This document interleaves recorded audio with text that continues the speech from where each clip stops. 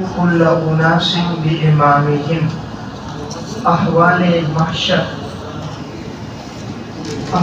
محشر، اور جس دن ہم بلائیں گے تمام انسانوں کو بے امامہم ان کے اماموں کے ساتھ۔ نیچے لکھیں نمبر 1 پیشوا، نمبر 2 نامہ اعمال، نمبر 1 پیشوا یا نمبر 2 نامہ اعمال۔ ومن اوتی کتابہ بیمینہ، اور جس شخص کو اس کا نامہ اعمال دیا گیا دائیں ہاتھ میں، وَأُولَٰئِکَ یقرؤون کتابہم، وہ لوگ پڑھیں گے اپنے نامہ اعمال کو، وَلَا یظلمون فتیلا، اور ان پر ظلم نہیں کیا جائے گا کھجور کی گٹھلی کے دھاگے کے برابر۔ فتیل کہتے ہیں کھجور کی گٹھلی کے دھاگے کے برابر، یعنی ان پر معمولی ظلم بھی نہیں کیا جائے گا۔ دیکھیں اس آیت میں فرمایا کہ ہم قیامت کے دن تمام انسانوں کو بلائیں گے ان کے اماموں کے ساتھ۔ تو یہاں امام سے کیا مراد ہے؟ پہلا قول یہ ہے کہ امام سے مراد یہاں پر پیشوا اور مقتدا ہے، کہ اللہ تعالیٰ تمام انسانوں کو ان کے مقتداؤں کے ساتھ بلائے گا، جو دنیا میں جس کی پیروی کرتا تھا، جن کے نقش قدم پر چلتا تھا، تو ان کے ساتھ ان کو آواز دی جائے گی اور وہ ان کی ابتدا میں آئیں گے۔ اب مثلا جو شخص عیسیٰ علیہ السلام کا امتی تھا، صحیح معنوں میں شریعت پہ چلتا تھا، تو جب آواز ہوگی عیسیٰ علیہ السلام کے متبعین آئے وہ ان کے ساتھ آئے گا۔ جو رسول اللہ صلی اللہ علیہ وسلم پر ایمان لانے والا ہے، شریعت کی اطاعت کرتا ہے، وہ حضور کی اتباع میں آئے گا۔ اور اگر خدا نہ خواستہ دنیا میں انسان گمراہ ہوا، گمراہوں کی اس نے اقتدا کی، تو پھر جو اس کا پیشوا تھا، گمراہ جس کے نقش قدم پر وہ چلا، تو کہا جائے گا فلاں گمراہ کے راستے پر تم چلے تھے، تو اسی کے ساتھ ساتھ یہ بھی آئے گا۔ یعنی اللہ تعالیٰ ہر انسان کو اس کے پیشواؤں کے ساتھ بلائے گا، تو تاکہ اب ان گمراہوں کو بھی سزا سخت ہوگی، کہ آج یہ دیکھیں گے کہ ان کے سامنے ان کے جو مقتدا تھے وہ بھی جلیں گے، عذاب میں مبتلا ہوں گے، یہ بھی ہوں گے، تو یہ ڈبل تکلیف ہوتی ہے۔ لیکن انسان کو جس سے محبت ہوتی ہے اپنے پیشوا سے، وہ چاہتا ہے اس کو تکلیف نہ پہنچے، تو جب یہ دیکھیں گے خود بھی عذاب میں مبتلا ہیں اور آج ہمارے پیشوا بھی عذاب میں مبتلا ہیں، تو ان کی تکلیف میں اور اضافہ ہوگا۔ یہ نمبر 2 یہاں امام سے مراد نامہ اعمال ہے۔ یہ اس دن جب تمام انسانوں کو پکارا جائے گا، تو پھر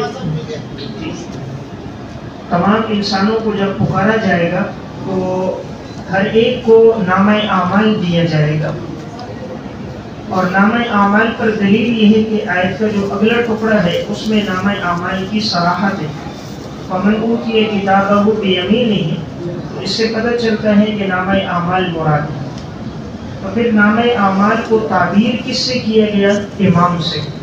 تو جس طرح امام آگے ہوتا ہے، مقتدا ہوتا ہے، اسی طرح انسان کا نامہ اعمال بھی بمنزل اس کے آگے ہوگا، پیشوا کے ہوگا۔ تو جیسا امام ہوتا ہے ویسے مقتدی ہوتے ہیں، تو جیسا نامہ اعمال ہوگا ویسا ہی اس کا ثمرہ ہوگا، ویسا ہی اس کا بدلہ ہوگا۔ تو بس جس شخص کو دائیں ہاتھ میں ملا تو یہ کامیابی کی علامت ہوگی، تو وہ اپنے نامہ اعمال کو پڑھے گا، اور نہیں ظلم کیا جائے گا ان پر کھجور کے گٹھلی کے دھاگے کے برابر۔ دیکھیں فتیل اس کو کہتے ہیں، جب کھجور ہو اس کو 2 ٹکڑے کرو تو اندر سے گٹھلی نکلتی ہے، اس گٹھلی کے ساتھ ایک سفید باریک سا دھاگا سا ہوتا ہے، وہ آدمی ہٹاتا ہے تو اب وہ دھاگا بہت باریک ہے اور اس کی کوئی حیثیت نہیں ہے، بالکل ہلکا سا ہے۔ تو اللہ تعالیٰ فرما رہے ہیں کہ ہم اتنا بھی ظلم نہیں کریں گے، یعنی معمولی ظلم۔ تو اس لیے لکھیں یہ کنایا ہے کہ ذرہ برابر ظلم نہیں ہوگا، یہ کنایا ہے کہ ذرہ برابر ظلم نہیں ہوگا۔ اللہ تعالیٰ ہر انسان کو اس کے عمل کا پورا بدلہ دے گا۔ یہاں اصل میں عبارت یوں ہے، یہ ترکیب میں مفعول مطلق واقع ہو رہا ہے، اور اصل عبارت ہے لا یظلمون ظلما قدر الفتیل، اصل عبارت لکھیں یوں ہے، لا یظلمون ظلمن قدر الفتیل، نہیں ظلم کیا جائے گا ذرہ برابر بھی، قدر الفتیل وہی کھجور کے گٹھلی کے دھاگے کے برابر بھی ظلم نہیں ہوگا۔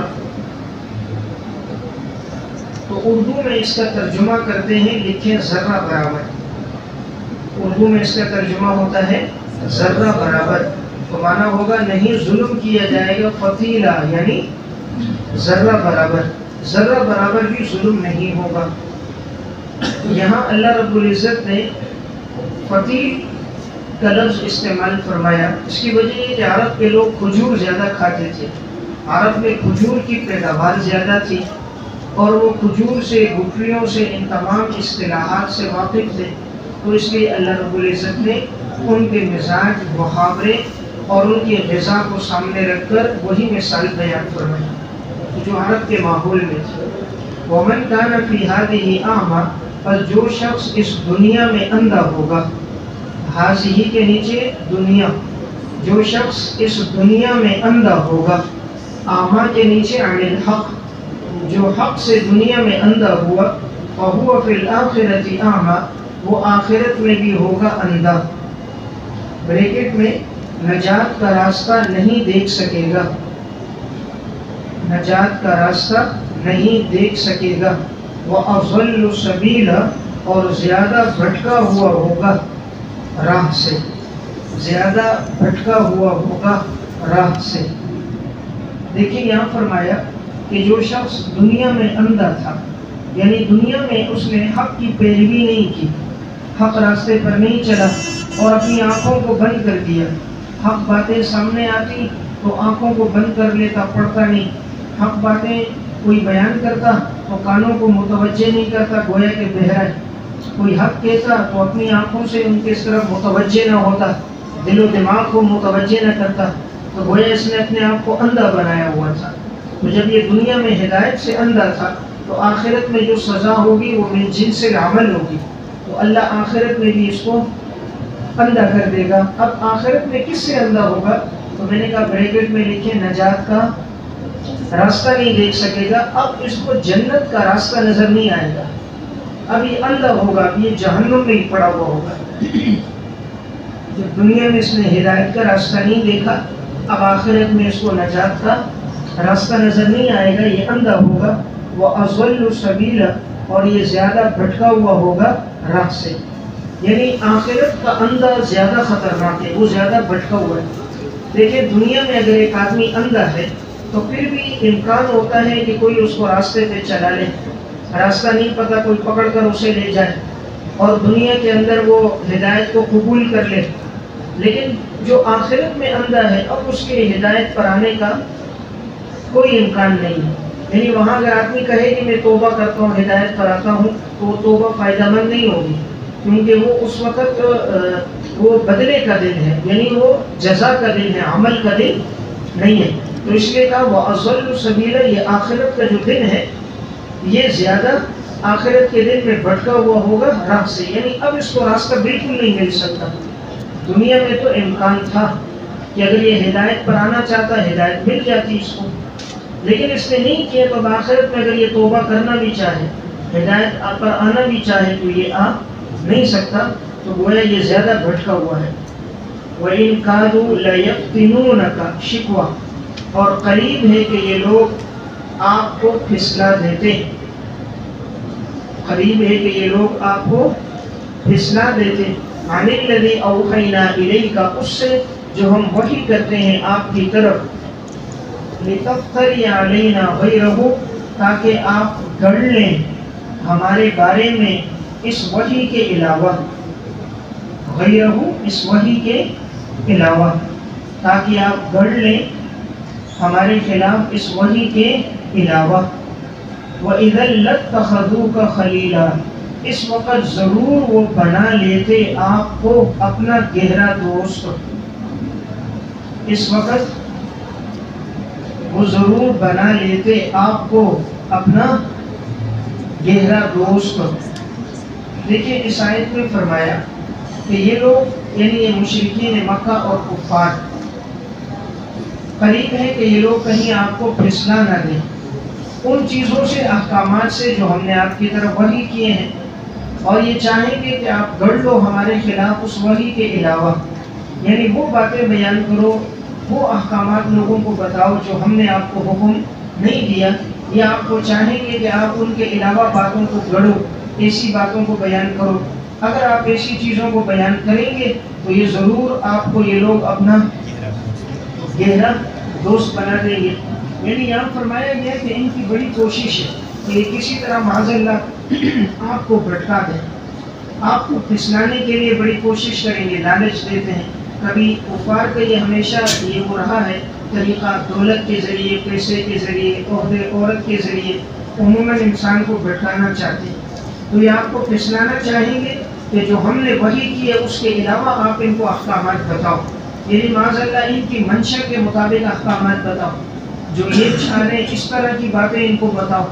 تو اگر آپ اس طرح کی باتیں کریں گے، یعنی ان کی رائے کے موافق، ان کے مزاج کے موافق، تو یہ آپ کو اپنا دوست بنا دیں گے۔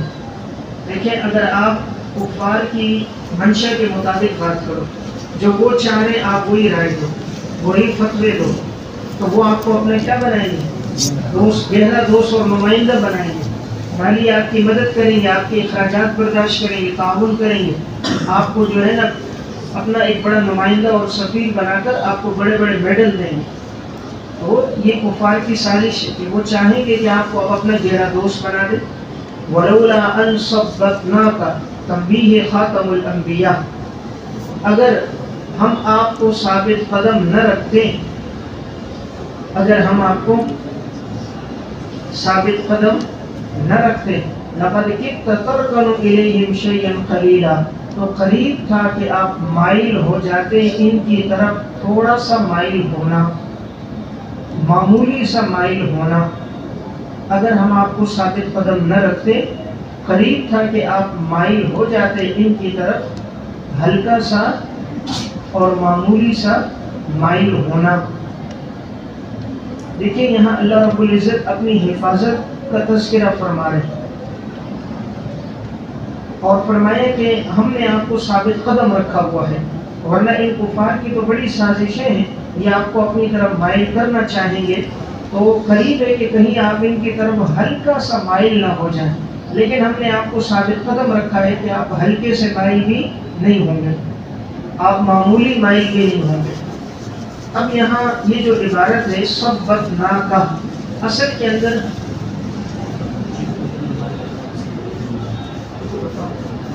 یہاں پر یہ جو لفظ آیا نا صبتناکا، یہ اصل کے اندر عبارت ہے لولا تصبیتنا لکا، لولا تثبیتنا لکا، اگر ہم آپ کو ثابت قدم نہ رکھتے، تصبیتنا لکا، اگر ہم آپ کو ثابت قدم نہ رکھتے تو قریب تھا یہ لوگ آپ کو مائل کرتے۔ ثابت قدم کے نیچے بریکٹ میں ہم نے آپ کو معصوم رکھا، یعنی اللہ تعالیٰ کی حفاظت ہوتی ہے نا انبیاء علیہ السلام پر، کہ اللہ آپ کی حفاظت کرتا ہے، تو آپ کو عصمت عطا کی، معصوم بنایا، ورنہ یہ لوگ آپ کو اپنے قریب کر دیتے۔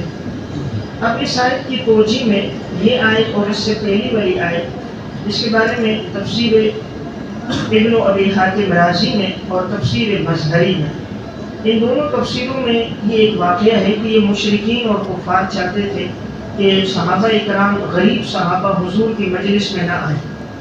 یہ کہتے تھے ہم بات تب سنیں گے جب آپ ان کو اپنی مجلس سے ہٹاؤ گے، اور پھر ہم آپ کی بات کی طرف توجہ کریں گے، یعنی ہم مالدار، دولت، پیسے والے، اور یہ غریب، تنگدست، فقیر، بوسیدہ لباس والے، ہم ان کے ساتھ بیٹھنا گوارا نہیں کرتے۔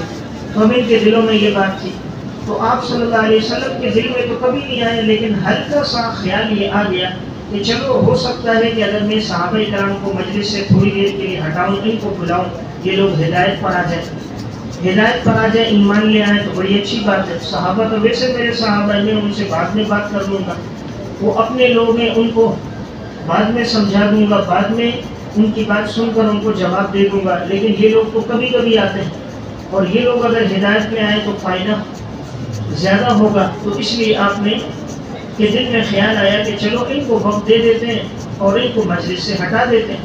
تو یہ آیات ان موقع پر آئی کہ آپ ان کی باتوں کی طرف توجہ نہ کرو، یعنی اس میں نہ ہو کہ یہ لوگ ایمان لائیں گے، یہ لوگ ایمان لانے والے نہیں ہیں. ویسے یہ اس طرح کی باتیں کر رہے ہیں تو آپ کی ساری توجہ ہو انہی صحابہ کرام کی طرف جو اپنے آپ کو خود متوجہ کرتے ہیں، خود آپ کے پاس آتے ہیں اور جن میں قبول کرنے کی صلاحیت بھی ہے اور وہ آپ کی عزت نفس اپنے دل سے کرتے ہیں، تو آپ ان کی طرف متوجہ ہیں.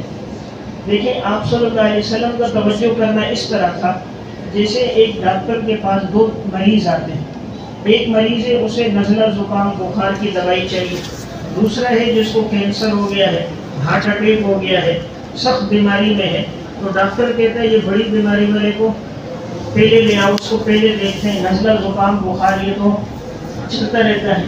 تو اب حضور یہ چاہ رہے تھے کہ یہ لوگ بڑی بیماری کفر میں، بڑی بیماری شرک میں ہے، تو چلو یہ میں ان کو پہلے میں بات کر دیتا ہوں، قریب لے آتا ہوں تاکہ یہ لوگ ایمان لے آئیں. اور یہ اپنے صحابہ کرام اگر کوئی مسئلہ پوچھ رہے ہیں تو ان کو میں بعد میں بتا دوں گا. اب اللہ رب العزت نے جو تنبیہ فرمائی اس کی کیا وجہ تھی؟ اس کی وجہ یہ تھی کہ بھئی دیکھیں فائدہ اس کو ہوتا ہے جو آدمی خود علاج کرنے کے لیے آئے. دیکھیں اگر ایک آدمی ڈاکٹر کے پاس علاج کے لیے جائے نا تو چاہے وہ چھوٹی بیماری والا ہو لیکن بیماری کو بیماری سمجھے، علاج کے لیے فکر مند ہو، اس کو دوا نفع دیتی ہے. جو بیماری کو بیماری نہیں سمجھتا، علاج کے لیے جاتا ہی نہیں ہے، ڈاکٹر کو ڈاکٹر ہی نہیں سمجھتا، تو پھر ڈاکٹر کو اس کی طرف متوجہ ہونے کی ضرورت نہیں ہے. اب وہ گراؤنڈ میں کھیل رہا ہے، عیاشی میں لگا، وہ اس کے قریب جائے، اس کو بلائے تو بیمار ہے، تو اس کو خود احساس ہونا چاہیے. تو اللہ رب العزت نے فرمایا یہ بڑی بیماری ہے لیکن ان کو احساس نہیں ہے، یہ بیماری کو بیماری نہیں سمجھتے، آپ کی طرف آتے نہیں، آپ سے وقت نہیں لیتے، لہذا آپ ان کی طرف متوجہ. تو اس لیے بات دونوں طرف کی ٹھیک ہے. حضور کا توجہ فرمانا اس اعتبار سے تھا جیسے کوئی ڈاکٹر اور طبیب خطرناک بیمار کو پہلے دیکھتا ہے. اللہ رب العزت کا تنبیہ فرمانا اس اعتبار سے تھا کہ جو بیماری کو بیماری سمجھے اس کا علاج پہلے کرنا چاہیے. جو بیماری ہی نہیں سمجھتا، ڈاکٹر کو حیثیت ہی نہیں دیتا، گستاخی اور نافرمانی کرتا ہے تو اس کے پیچھے پڑنے کی ضرورت نہیں. اذا لأذقناک ضعف الحیات، اس وقت ہم چکھا دیتے آپ کو دنیا کے اندر ڈبل، دنیا میں ہم آپ کو ڈبل سزا ہم آپ کو چکھا دیتے، وضعف الممات، اور آخرت میں بھی ڈبل. ثم لا تجد لك علينا نصيرا، پھر آپ نہ پاتے آپ اپنے لیے ہمارے خلاف کوئی مددگار، آپ اپنے لیے ہمارے خلاف کوئی مددگار نہ پاتے. دیکھیں اس آیت میں فرمایا کہ اگر آپ بالفرض و محال، تو یہاں لکھیں گے بالفرض و محال. دیکھیں آپ صلی اللہ علیہ وسلم نے تو ذرا برابر ان کی طرف توجہ نہیں کی اور آپ ان کی طرف مائل نہیں ہوئے، تو یہاں بات ہے بالفرض و محال. اگر آپ ان کی طرف متوجہ ہو جاتے تو پھر ہم آپ کو بھی اسی طرح چکھاتے ڈبل عذاب جس طرح کے ہم دوسروں کو چکھاتے ہیں، اور پھر آپ کا کوئی مدد کرنے والا بھی نہ ہوتا. بالفرض و محال یعنی ہوا اس طرح نہیں ہے کہ معاذ اللہ آپ نے ان کی طرف میدان کیا ہو، آپ تو معصوم ہے، پیغمبر سے کوئی غلطی نہیں ہوتی. تو یہ کیا ہے؟ بالفرض و محال. یہ نمبر 2، یہ خطاب حضور کو ہے، مراد امت کو سنانا ہے، امت کے لوگوں کو بتانا ہے. جیسے لئن اشرکت لیحبطن عملک، اگر آپ شرک کرو تو آپ کے اعمال اللہ ضائع کرے گا. پیغمبر تو کبھی بھی شرک نہیں کر سکتا، تو خطاب حضور کو ہے، مراد بعد والوں کو بتانا ہے کہ اگر تم شرک کرو تو تمہارے اعمال ضائع ہو جائیں. یہ نمبر 3، چونکہ انبیاء علیہ السلام کا مقام زیادہ ہے نا، تو جب مقام اور مرتبہ زیادہ ہو تو جس طرح اعمال کا اجر و ثواب ڈبل ہوتا ہے، اسی طرح اگر کوئی خطا سرزد ہو جائے تو پھر اس کی سزا بھی ڈبل ہوتی ہے. جیسے ازواج مطہرات کا مقام بہت زیادہ ہے کہ یہ امت کی مائیں ہیں، تو جب نیکیوں میں ان کو اجر ملے گا ڈبل. اللہ رب العزت فرماتے وَمَن يَقْنُتْ مِنكُنَّ لِلَّهِ وَرَسُولِهِ وَتَعْمَلْ صَالِحًا نُؤْتِهَا أَجْرَهَا مَرَّتَيْنِ، کہ ہم تمہیں اجر دیں گے، ڈبل اجر دیں گے، دگنا تمہارے لیے اجر ہوگا. اور لیکن خدا نہ خواستہ اگر کوئی کمی کوتاہی ہو جاتی ہے تو اس صورت میں سزا بھی کیا ہے؟ ڈبل. یا نساء النبی من یأت منکن بفاحشۃ مبینہ یضاعف لها العذاب ضعفین، انہیں عذاب دیا جائے گا ڈبل۔ تو جب مقام اور مرتبہ بلند ہوتا ہے تو معمولی باتوں پر پھر تنبیہ بھی زیادہ ہے۔ اب علماء کا سونا بھی عبادت ہے، لیکن علماء کی غلطی بھی پھر ڈبل غلطی۔ علماء انبیاء کے وارث بھی ہیں، لیکن علماء کی لغزش بھی پھر کوئی عام لغزش نہیں ہے۔ تو جہاں فضائل کی روایات ہیں انہیں انسان سامنے رکھے، تو اسی طرح اگر وہ خطا کرتا ہے تو ڈبل مجرم ہے کہ جانتے بوجھتے سیکھنے کے باوجود اور معلومات کے باوجود نہیں کرتا تو پھر سزا بھی ڈبل ہوگی۔ تو یہاں بھی فرمایا کہ ہم چکھا دیتے آپ کو۔ دیکھیں یہ چکھانے کا لفظ آیا، چکھنا صرف زبان سے ہوتا ہے، پورا جسم چکھتا نہیں ہے، چکھتی صرف زبان ہے، یعنی ہلکا سا معمولی سا، تو ہم آپ کو بھی چکھا دیتے۔ پھر فرمایا اگر ہم کسی کو عذاب دیں تو کوئی آپ کی ہمارے خلاف مدد نہیں کر سکتا۔ یہ اشارہ ہے کہ جب پیغمبر کی کوئی مدد نہیں کر سکتا اللہ کے خلاف، باقی کی مدد کوئی کیسے کرے گا؟ تو اس آیت پر اپنے پاس لکھیں، یہ ارشاد عتاب نہیں ہے بلکہ اظہار محبت ہے۔ یہ ارشاد عتاب نہیں ہے بلکہ اظہار محبت ہے۔ دیکھیے جس سے محبت ہوتی ہے اس کو تنبیہ بار بار کی جاتی ہے۔ جیسے ایک آدمی کو اپنے بیٹے سے محبت ہے تو اسے بار بار تنبیہ کرتا ہے، یہ کام نہ کرو، یہ نہ کرو، یہ نہ کرو، میں ناراض ہو جاؤں گا، سزا دوں گا۔ استاذ کہتا ہے میں تمہیں کلاس سے نکالوں گا، مدرسے سے نکالوں گا۔ تو یہ بار بار جو تنبیہ ہوتی ہے یہ محبت اور تعلق کی وجہ سے ہوتی ہے۔ جس سے تعلق نہیں ہوتا اس کو کوئی تنبیہ کرتا ہے؟ اب علاقے میں تو بہت سارے گھوم رہے ہیں لیکن کوئی ان کو تنبیہ نہیں کرتا۔ تنبیہ اسی کو کرتے ہیں جس سے تعلق اور محبت ہے، جس سے جتنی محبت ہوتی ہے اس پہ نگاہ زیادہ رکھی جاتی ہے۔ تو اسی طرح یہاں بھی اللہ رب العزت کو سب سے زیادہ انبیاء علیہ السلام سے محبت ہے۔ یہاں ارشاد فرمایا کہ آپ نے ذرا برابر ان کی طرف میلان نہیں کرنا۔ وَإِن كَادُوا لَيَسْتَفِزُّونَكَ، ان بمانے ان نہ کے ہے، یہ ان مخفف من المثقل ہے، اور قریب ہے کہ یہ لوگ اکھاڑ دیں آپ کو زمین سے، یعنی مکہ سے۔ قریب ہے کہ یہ لوگ آپ کو اکھاڑ دیں، آپ کے قدموں کو مکہ سے، لِيُخْرِجُوكَ مِنْهَا، تاکہ وہ نکال دیں آپ کو اس زمین یعنی مکہ سے۔ وَإِذًا لَا يَلْبَسُونَ خِلَافَكَ إِلَّا قَلِيلًا، بس نہیں ہوں گے وہ بھی ٹھہرنے والے آپ کے بعد مگر بہت تھوڑا۔ بس نہیں ہوں گے وہ ٹھہرنے والے آپ کے بعد مگر بہت تھوڑا۔ سنت من قد ارسلنا قبلک، مانند اس کے جو ہم نے بھیجے آپ سے پہلے اپنے رسول۔ سنت مانند طریقہ، مانند اس کے جو ہم نے بھیجے آپ سے پہلے اپنے رسول۔ ولا تجد لسنتنا تحویلا، اور آپ نہیں پاؤ گے ہمارے طریقے میں کوئی تبدیلی۔ طریقہ بریکٹ میں قانون، ہمارے طریقے اور قانون میں تم کوئی تبدیلی نہیں پاؤ گے۔ دیکھیے یہاں فرمایا کہ یہ لوگ آپ کے خلاف سازشیں کر رہے ہیں، آپ کو اپنی طرف مائل کرنے کی بھی پوری کوشش کریں گے، لیکن آپ نے ان کی طرف ذرا برابر بھی مائل نہیں ہونا، اور اللہ نے آپ کی حفاظت کی ہے کہ آپ کو ثابت قدم رکھا ہے، اور یہ حفاظت ہے عصمت کے ذریعے کہ اللہ نے آپ کو معصوم بنایا۔ اب کہا کہ یہ لوگ آپ کے خلاف اتنی سازشیں کریں گے کہ یہ آپ کے قدموں کو اکھیڑ دیں گے مکہ سے، یعنی ایسے اسباب پیدا کریں گے کہ آپ کو ملک بدل کرنے پر مجبور کر دیں گے۔ تو اللہ تعالیٰ نے فرمایا کہ آپ پریشان نہ ہوں، اگر یہ آپ کو یہاں سے نکال بھی دیں تو یہ لوگ بھی آپ کے بعد وہاں ٹھہر نہیں سکیں گے مگر بہت تھوڑا۔ اس لیے کہ پہلے انبیاء علیہ السلام کو بھی جب ان کے قوموں نے ان کے شہروں سے علاقوں سے نکالا تو پھر وہ لوگ بھی ان علاقوں میں آباد نہ ہو سکے، اور ہمارا جو قانون پہلے تھا وہی قانون آج بھی ہے، ہمارے قانون میں کوئی تبدیلی نہیں ہے۔ یعنی عمران خان نے یو ٹرن ہو گیا، ادھر سے بھائی یو ٹرن ہو گیا، ادھر سے ہو گیا، تبدیلی آتی رہی، رب کے قانون میں کوئی تبدیلی نہیں آتی۔ اللہ کا جو قانون پہلے وہ قانون آج بھی الى یوم القیامہ ایک ہی قانون ہے۔ تو جیسے ہم نے پہلے قوموں کو، انہوں نے انبیاء کو علاقوں سے نکالا، وہ ٹھہر نہ سکے، عذاب میں مبتلا ہوئے، آپ کو نکالے تو یہ بھی نہیں ٹھہر سکیں گے۔ تو یہاں گویا آپ صلی اللہ علیہ وسلم کو تسلی دی گئی۔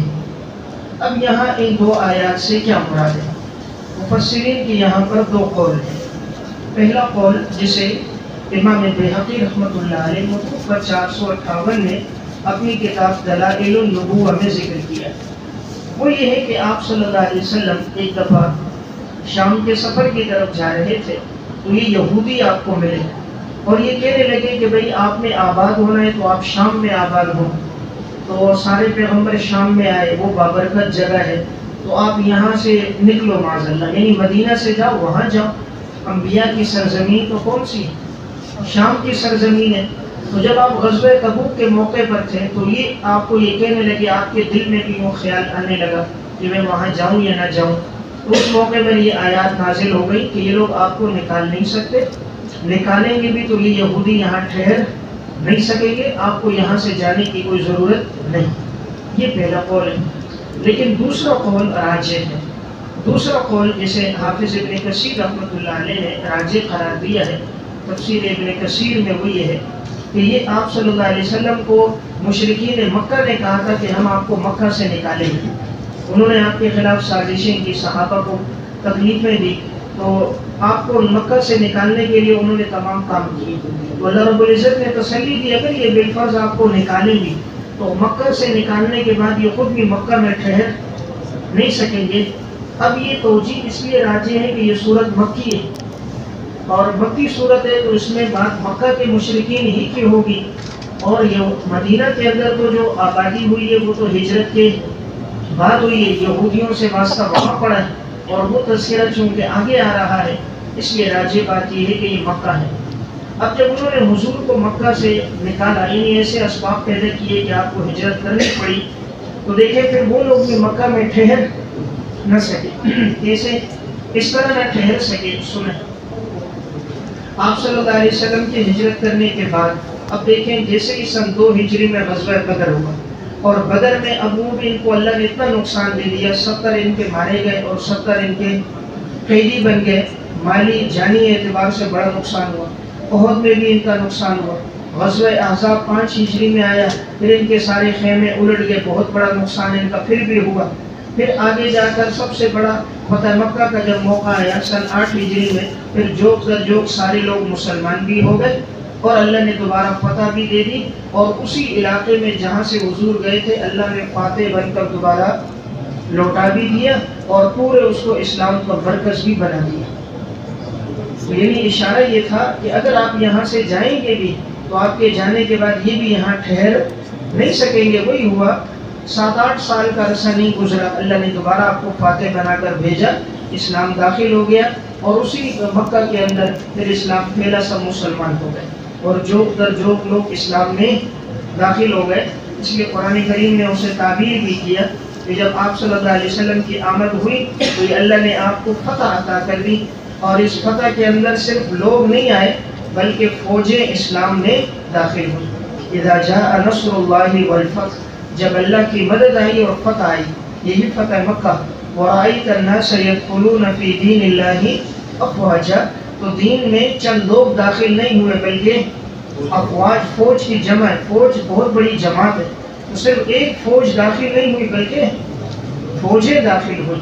تو اشارہ اس طرف تھا کہ اگر یہ لوگ آپ کو نکالنے کے اسباب پیدا بھی کریں پھر بھی یہ لوگ ٹک نہیں سکیں۔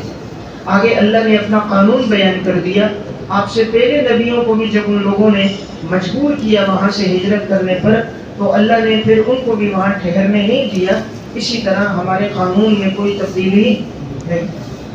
اقم الصلاۃ لدلوک الشمس، فرائض خاتم الانبیاء، فرائض خاتم الانبیاء،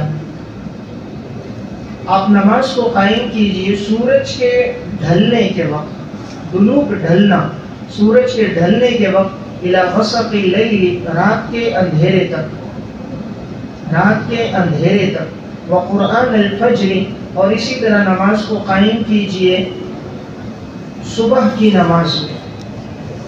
قرآن الفجر، فجر سے مراد صبح کی نماز ہے۔ کہ آپ کو قرآن کریم یہاں مراد قرآن مقروء کے معنی میں ہے کہ فجر کی نماز میں قرآن پڑھا جائے، تو یہ قرآن پڑھے جانے سے کنایا ہے۔ تو نماز کو قائم کرو سورج کے ڈھلنے وقت اور رات کے اندھیرے تک نماز کو قائم کرو، اور اسی طرح فجر کی نماز کو قائم کرو، یعنی فجر کی نماز وہ ہے جس میں قرآن پڑھا جاتا ہے۔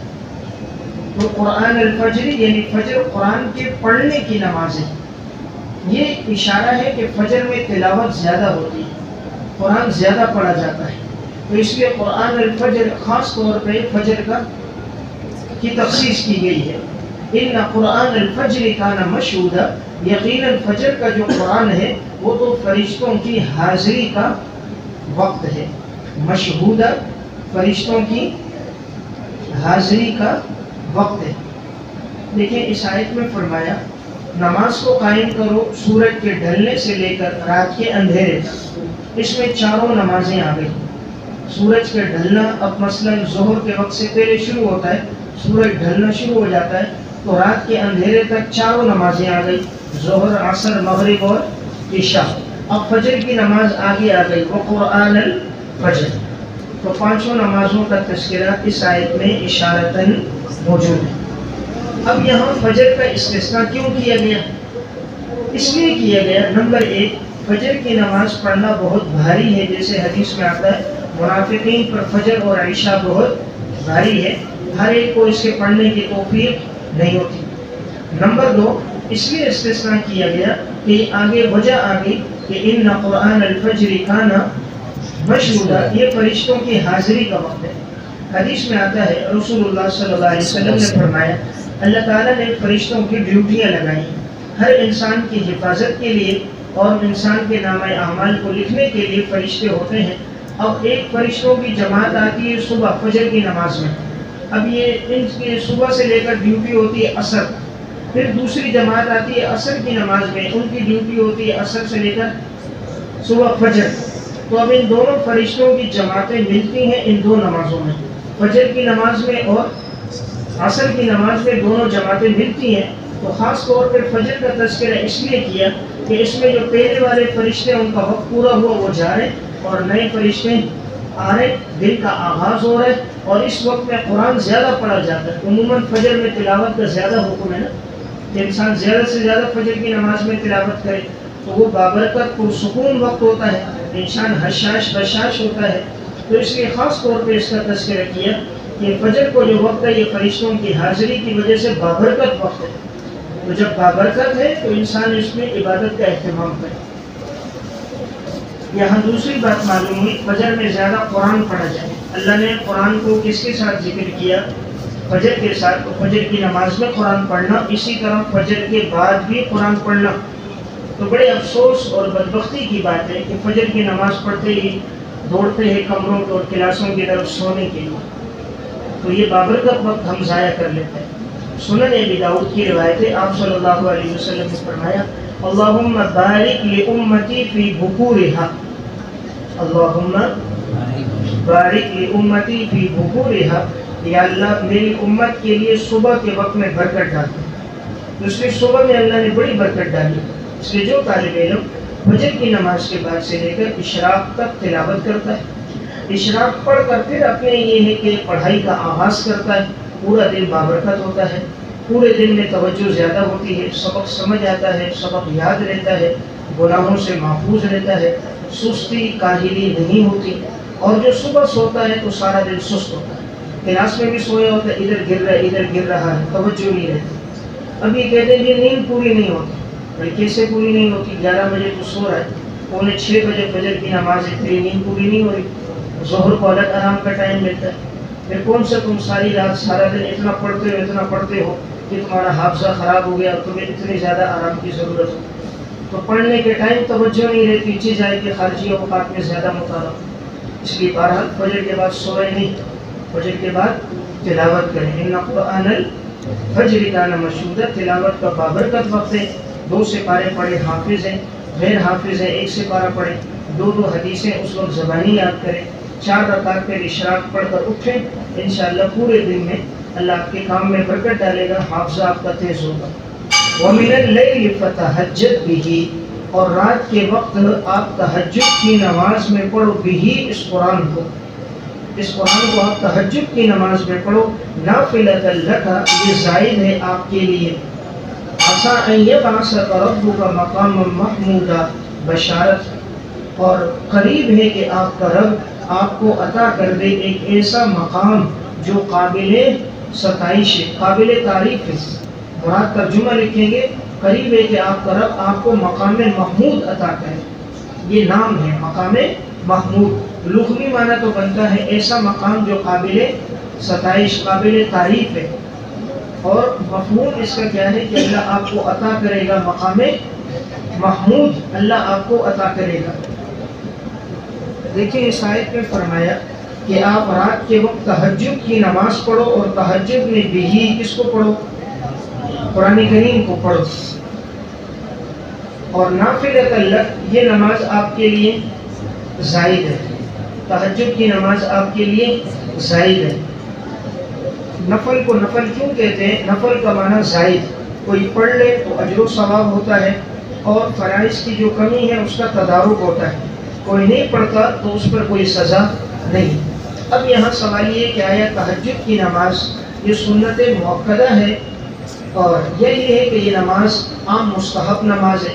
بعض اہل علم کی رائے یہ ہے کہ یہ سنت مؤکدہ ہے. اس کی وجہ ہے کہ آپ صلی اللہ علیہ وسلم نے اہتمام فرمایا، اور کبھی آپ نے اس کو ترک نہیں فرمایا. سنت مؤکدہ وہی ہوتا ہے جس کا اہتمام کیا جائے اور بغیر مجبوری کے، ضرورت کے کبھی اس کو ترک نہ کیا جائے. اس اعتبار سے دیکھا جائے تو یہ نماز سنت مؤکدہ ہے. دوسرا قول ہے جو راجح ہے کہ سنت مؤکدہ تو نہیں ہے، البتہ یہ نماز مسنون ہے، یعنی سنن غیر مؤکدہ میں سے ہے. آپ صلی اللہ علیہ وسلم نے، صحابہ نے، سلف نے اہتمام کیا ہے، اس لیے اہتمام کرنا چاہیے. اور دلیل یہ ہے کہ یہاں پر لفظ نافلہ کہ یہ زائد ہے، تو زائد سے پتہ چلا کہ یہ لازم نہیں ہے. احادیث میں بھی جو تذکرہ آیا اس میں لزوم کا تذکرہ کہیں بھی موجود نہیں ہے، تو یہ مسنون نماز ہے. اب اس نماز کے لیے سونا شرط ہے یا نہیں؟ راجح بات یہ ہے کہ نصوص میں کہیں سونے کی قید نہیں آئی. کسی حدیث میں یہ تذکرہ نہیں ملتا، نہ ہی قرآن کریم میں، کہ سونے کے بعد انسان یہ نماز پڑھے. اس لیے اگر کوئی سونے سے پہلے پڑھ لیتا ہے اور یہ نیت کر لیتا ہے کہ اللہ مجھے اس کا ثواب دے دے کہ میری آنکھ کھلے یا نہ کھلے، تو امید ہے اس کو بھی ثواب ملے گا. لیکن راجح بات یہ ہے کہ زیادہ ثواب ہے جب انسان سوئے اور سونے کے بعد رات کے آخری پہر میں اٹھ جائے. آخری میں اٹھے، وہ جو سحری کا وقت ہے اس میں اجر و ثواب زیادہ ہے، کیونکہ آپ صلی اللہ علیہ وسلم کا بھی یہی معمول تھا. آپ رات کے آخری پہر میں اٹھتے. حضرات صحابہ اور سلف کا بھی یہی معمول تھا. اور لفظ تہجد کا بھی لغوی معنی یہی ہوتا ہے کہ اس کا مفہوم ترک النوم ہے، کہ انسان نیند کو چھوڑے اور اٹھ کر آئے. اس لیے زیادہ اجر و ثواب کس پر ہے کہ انسان سوئے اور اس کے بعد سحری کے وقت اٹھنے اور اس وقت پڑھے. لیکن اگر